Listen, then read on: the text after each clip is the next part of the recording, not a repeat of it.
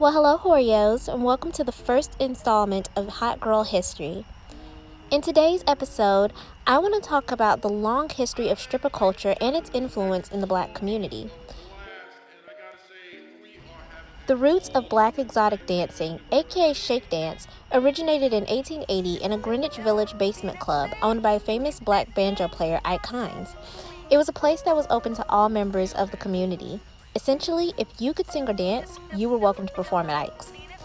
It was here that blues pioneer Perry Bradford described the women's style of dancing as, "The girls would dance from table to table, shaking like jelly on a plate." It was a new, informal style of dance.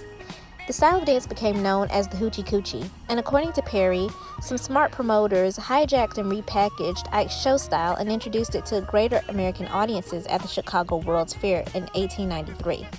Perry was likely referring to the performance by Little Egypt, a dancer who performed a form of belly dance at the Chicago's World Fair in 1893.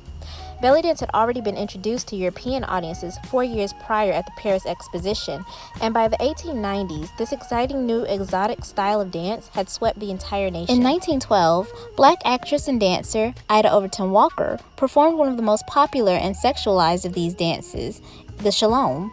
And in the years to follow, dancing would only get more free, expressive, and sexually charged.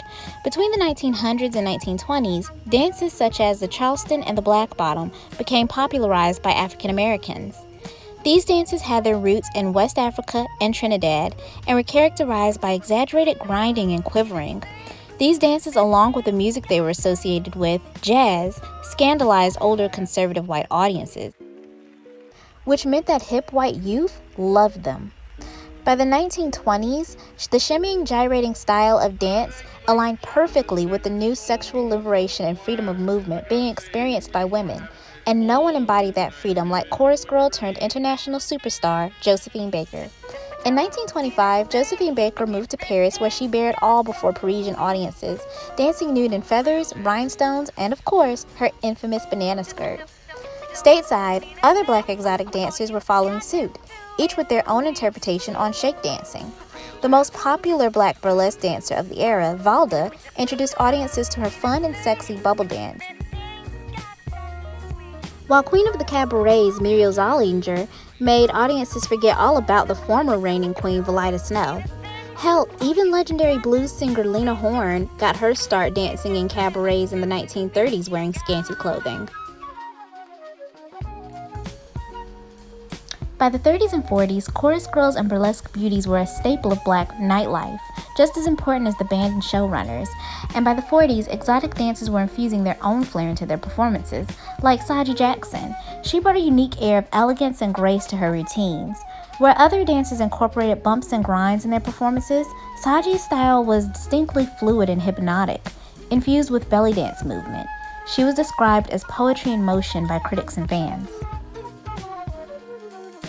In the 1950s, Jane Iredale further pioneered in the world of black exotic dance. She became the first black fan dancer and became known as the Sepia Sally Rand. She integrated segregated audiences with her skill by being one of the first black burlesque stars invited to tour with white dancers.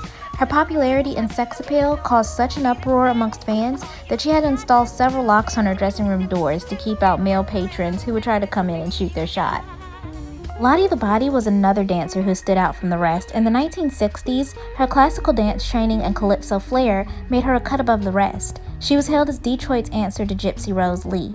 Between her reign as the queen of nightlife, rubbing shoulders with the likes of Aretha Franklin, Billie Holiday, and Louis Armstrong, Lottie also dined with Fidel Castro and had a club built in her honor to perform in.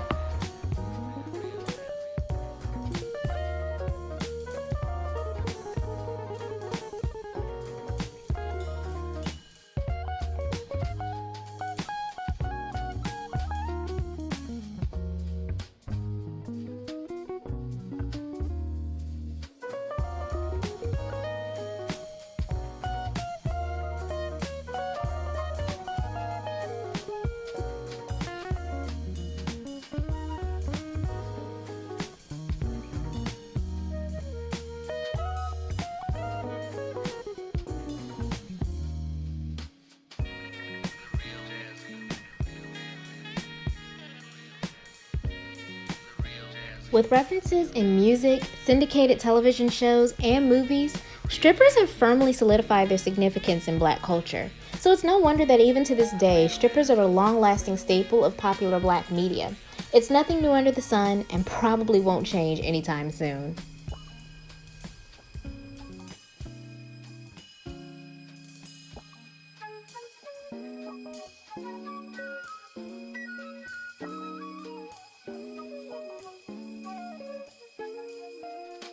I want to give a big thanks to BB Bardot and her blog, because if it wasn't for her, I wouldn't have been able to find half of this research, as well as Jacque Malone. So links to all of these women and their amazing research, books, and blogs will be linked in the description below. Thank you for watching.